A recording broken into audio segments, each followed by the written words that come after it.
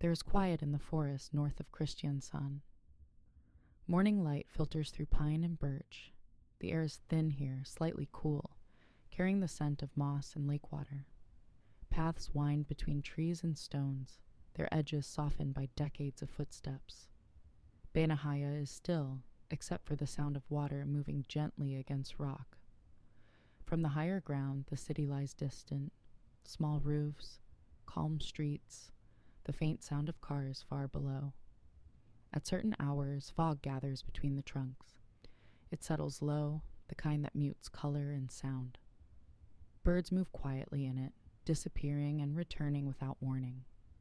The place feels old, patient, unchanged. It is here, in this quiet forest, that a tragedy took place in the spring of 2000. A case that would shape years of investigation, uncertainty, and renewed scrutiny. The stillness of the landscape remains, but its meaning has changed. On the evening of May 19th, 2000, two young girls, 8 and 10 years old, walked into the forest from the nearby housing area. It was a warm day, nearing summer. The sun lingered longer than usual, giving the woods a softer golden tone. They were familiar with the area. Families often visited the lakes nearby, especially for swimming at Stampe 7, one of the smaller clearings in the water. Around the same time, 2 men were also in the area. Their names would later become central to the case. Viggo Kristiansen and Jan Helge Andersen, both residents of Kristiansand, both in their 20s at the time. They were known to each other, described as friends. They spent that evening together near the forest. What happened after is partly known, partly reconstructed through testimony, forensic traces, and interpretation. The certainty of facts ends where silence begins. At approximately 7 in the evening, the 2 girls were last seen near the lake. Witnesses recall seeing them walking along the path, laughing, carrying towels. After that, they were not seen again. By nightfall, families began searching. Calls were made to police.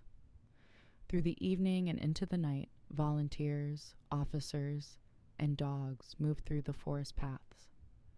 Flashlights passed through the trees. Names were called into the darkness, without reply. The next day, the search continued. The weather remained clear. By the following evening, attention turned toward a more remote part of the forest, beyond the regular swimming spots. There, after hours of searching, the 2 girls were found. The location was partially concealed in a small clearing near the water. The discovery ended the search, but began years of investigation, trial, appeal, and re-examination. From that moment, the place itself, Baneheia, was no longer only a recreation area. It became a name that carried weight, sadness, and complexity far beyond the forest's edge. The investigation moved quickly in the early days. By late summer of 2000, 2 men were arrested. Andersen admitted involvement. Kristiansen denied it. Their statements diverged. One described shared responsibility, the other complete innocence. Physical evidence, DNA traces, and mobile phone data were examined. Expert reports were written, tested, debated.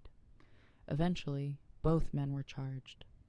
In 2001, the court reached a verdict. Andersen received a shorter sentence.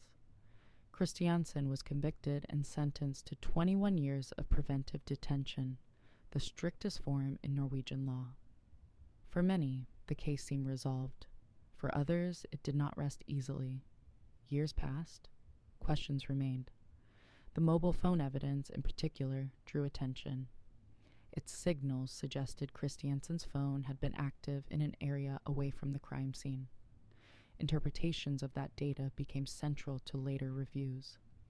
In 2017, after multiple appeals and renewed legal efforts, the case was reopened by the Norwegian Criminal Cases Review Commission. Further analysis and reassessment followed, leading to Kristiansen's eventual acquittal in 2022.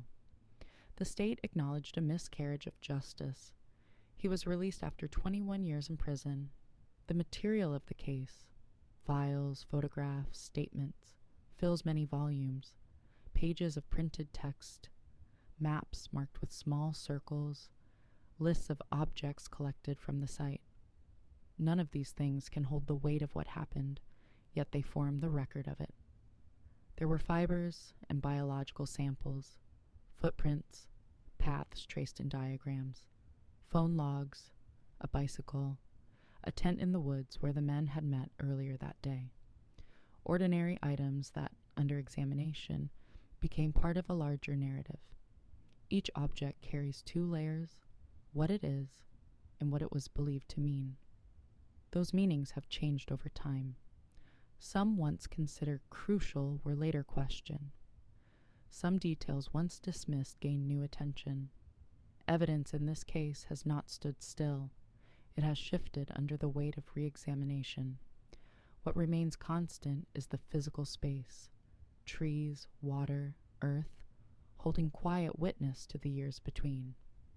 For more than 2 decades, the Baneheia case has been discussed, studied, and debated. Some believe the original verdict was sound, that both men shared responsibility. Others believe only one was present. Still others hold that mistakes in evidence handling or interpretation shaped the outcome from the beginning.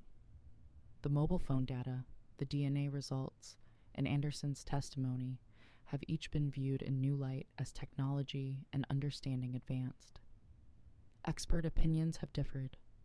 Court decisions have evolved. No new perpetrator has been charged. It is possible that not all answers are recoverable.